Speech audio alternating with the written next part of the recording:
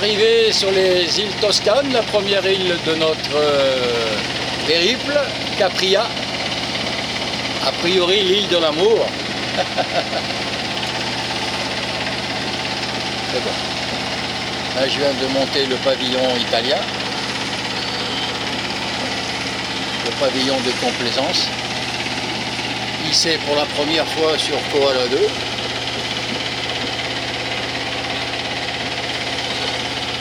Ce soir, on ne débouchera pas une bouteille de champagne, mais on boira un petit casa à sa santé.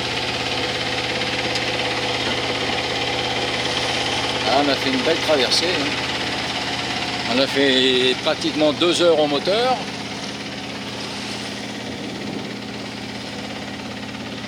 Et bon, après le vent est un peu tombé, hein, et là maintenant on a remis le moteur pour arriver tranquillement.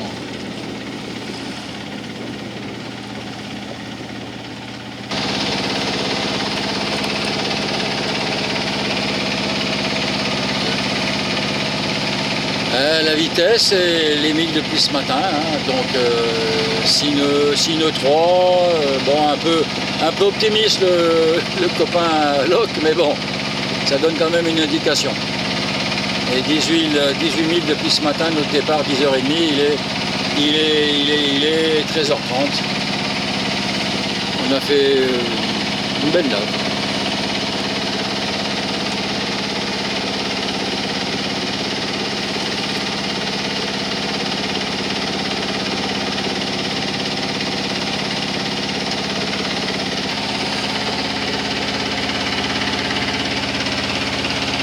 Voilà mon second préféré là, qui est en train de regarder son téléphone. Météo pour savoir si on se met au mouillage ou au port.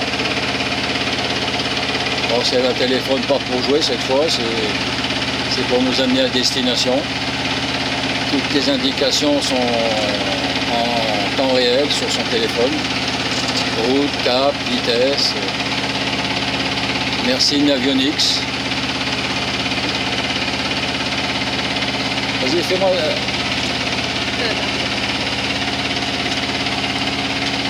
Sérieuse comme d'habitude. Hein.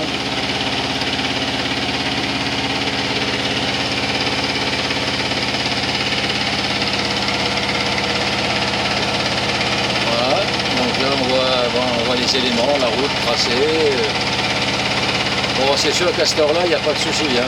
Elle n'a pas encore attaqué la Pietra ni le Casa, donc à ce niveau-là, j'ai pas de souci particulier à avoir sur la navigation.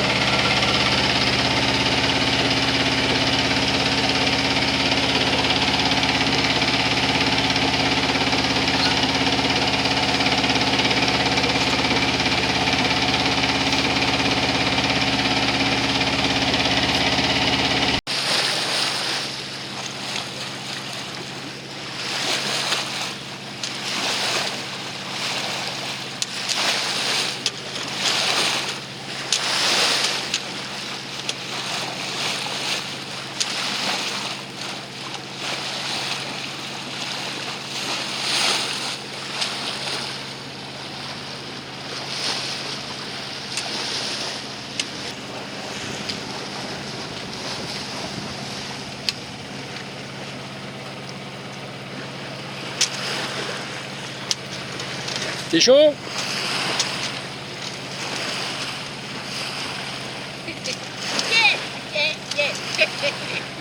Ah, ça c'est ton signe, hein. Ça c'est le signe des barrés. Hein. Là je revois tes filles et ton fils, c'est pareil.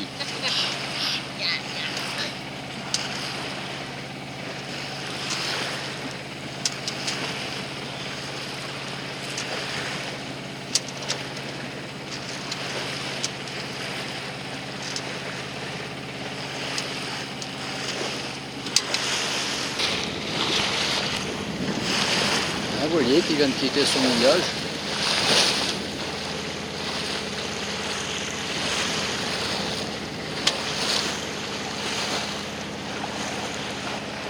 Là, je reviens un petit peu sur l'avant du bateau.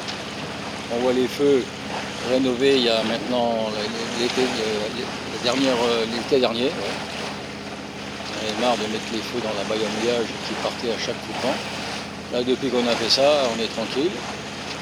L'ancre, elle a été sortie de sa baille, montée directement sur l'avant du bateau. avec une pièce qu'on voit bien pour un fixe ancre là, qui nous permet, disons, d'être relativement serein. Bon, comme d'habitude, toujours un boot pour assurer tout ça. Le petit winch. Alors le winch, nous, c'est pas un winch électrique, hein, c'est un guindeau à main. Et au moins on est tranquille, hein, ça ne consomme pas d'énergie. Il faut simplement faire marcher un peu les bras.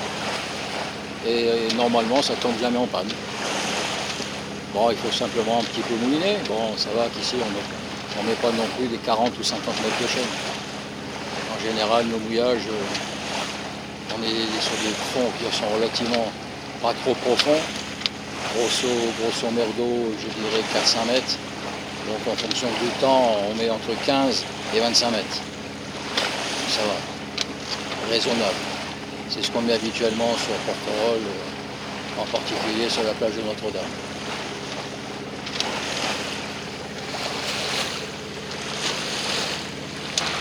Alors on reprend un peu, bon, comme je ne l'ai peut-être pas dit au départ, là on pointe sur le sud de l'île et on commence à voir apparaître, je pense, notre future entrée de port de l'autre côté. Et c'est beau, c'est beau, c'est beau, c'est beau. En plus on a de la chance d'avoir un super temps. C'est marrant, hein, il y a des roches très rouges, des roches très blanches.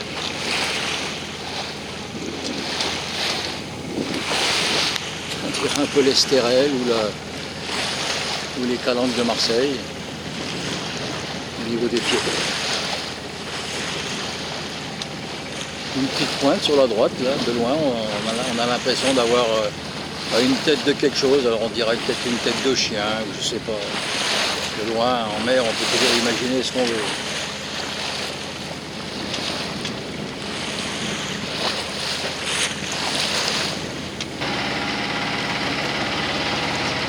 Alors, on reprend un petit peu la caméra là. Là on vient de voir à peu près notre arrivée d'ici 2 nautiques. On a pratiquement fait, pas le tour complet, mais bon, on a bien fait un bon demi-tour pour le moment. On commence à aborder l'entrée du port, là. On commence à voir apparemment la ville. Une forteresse devant, le phare dans le fond. Impressionnant.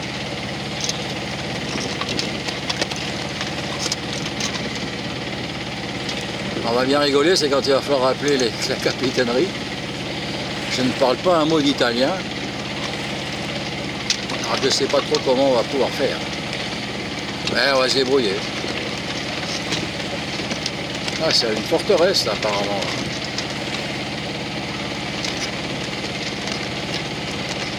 Alors apparemment, d'après ce que je l'ai déjà peut-être dit tout à l'heure, mais apparemment il y avait une maison, c'était un petit peu le Havre des Romains il y a très très longtemps. Et il y a une villa romaine, alors je ne sais pas ce qu'on va pouvoir voir, ce qu'il en reste.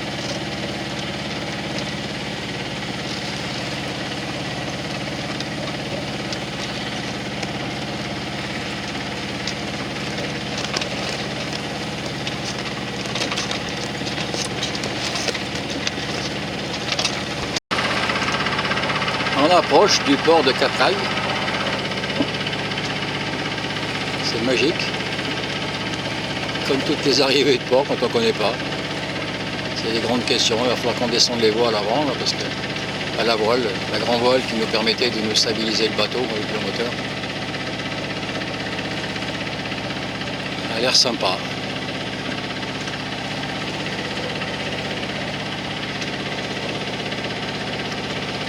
Allez.